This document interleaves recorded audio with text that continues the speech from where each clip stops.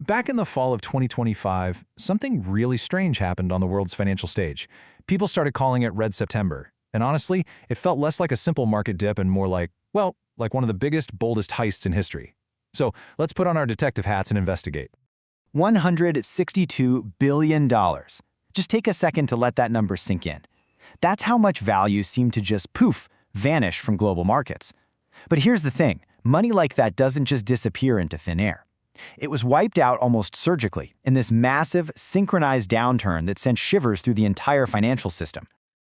And that's the million-dollar question, isn't it? Or, I guess, the $16.2 billion question. We're going to treat this whole thing like a financial crime scene. We'll identify the main suspects, look at the evidence, and piece together exactly how this whole thing went down. Okay, our investigation has to start with our first and maybe most powerful suspect, the world's central bankers. These are the people who control the taps for the entire global money supply. And in 2025, they made a collective decision to turn those taps way down. So what was their motive? Well, they were trying to fight inflation. And to do it, they used something called a hawkish monetary policy.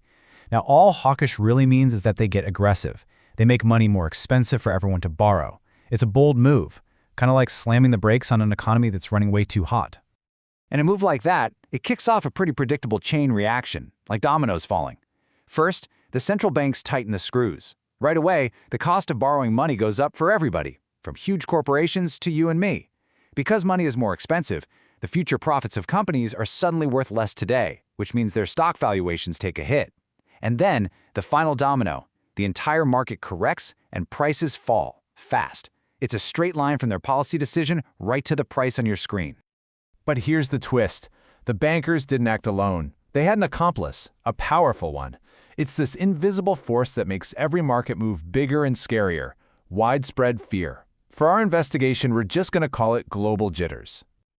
Think about it like this. A stable world is actually a huge economic asset. But when you get things like trade wars heating up or conflicts flaring up around the globe, the value of that asset just tanks. Investor confidence completely evaporates, and suddenly people are making decisions based on raw fear, not on solid financial logic. And that fear, it triggers this classic market reaction called a flight to safety. It's like a stampede. Investors just start dumping anything that feels risky, stocks, corporate bonds, and they rush into things that feel like safe havens, like gold or government bonds. This huge sell-off just feeds on itself, creating this downward spiral that pushes the market down even further and even faster. So we've got these big external forces at play, the bankers and global fear. But every great mystery needs an inside job. And for that, we've got to turn our investigation to suspect number 3, a massive speculative bubble that was brewing right in the heart of the tech sector. An asset bubble is basically a huge party fueled by nothing but hype and speculation. Prices for, say, hot AI stocks or Web3 companies, they just get pushed to these insane astronomical levels. And it's not because they're making tons of money now, it's all because of this euphoric belief about what they might do in the future. Everybody's buying, just terrified of missing out on the next big thing. But with every bubble, the psychology eventually flips. One day, the single most powerful emotion in the market is the fear of missing out, FOMO. And then something snaps. Could be a bad earnings report, a new government regulation, anything. And just like that, the fear shifts. It becomes the fear of holding on.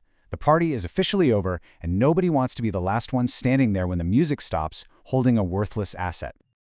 Okay, we've brought them in for questioning. We've got our 3 main suspects, the hawkish central bankers, the widespread global jitters, and that bursting tech bubble.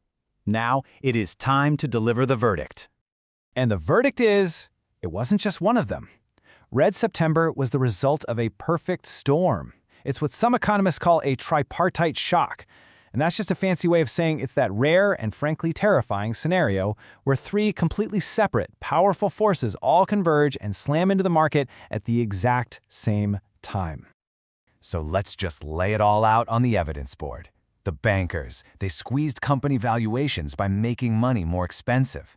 At the same time, the global jitters created that wave of fear that triggered the massive sell-off. And then the popping tech bubble. That was the gasoline on the fire. It acted as an accelerant, turning what might have been a small correction into a total collapse. See? Each suspect played their own critical part.